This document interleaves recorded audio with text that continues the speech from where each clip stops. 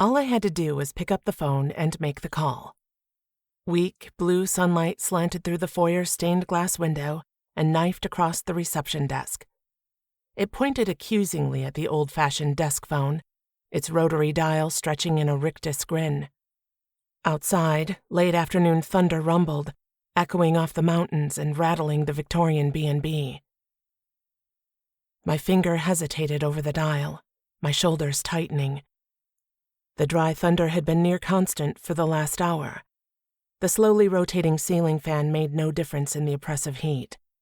I just wished it would rain, that something would break loose. Wisps of my blonde hair stuck to my neck, and I plucked at the collar of my neat white blouse. Was it any surprise I was flustered, aggravated, and perturbed? Flustered because my cousin Dixie had failed to show up for work, again. Aggravated I could never fire her because family. Perturbed by the man upstairs in room 7. But maybe room 7 was a misunderstanding. Maybe I hadn't been clear enough that the room bill was due yesterday, or the day before, or the day before that. Bailey, my grandmother's beagle, woofed from his dog bed. His tail whipped back and forth, tickling my ankle. I know, I muttered, and bent to scratch his head. Bailey's tongue lolled, his eyes closing, and in spite of myself, I smiled.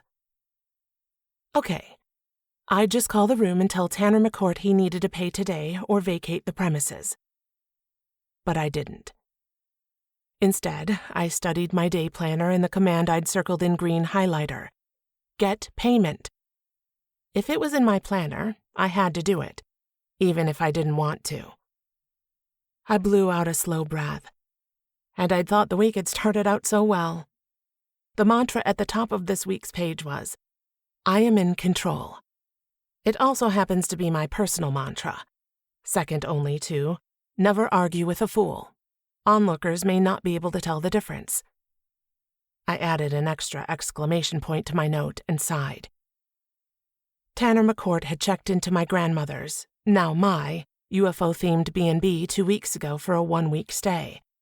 He hadn't paid up front because I never ask anyone to.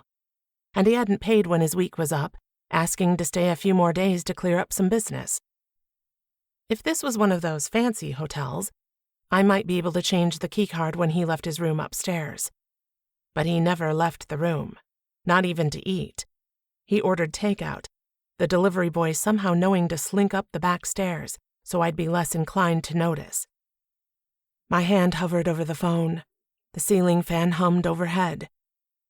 A trickle of sweat dripped down my spine. This was the limit.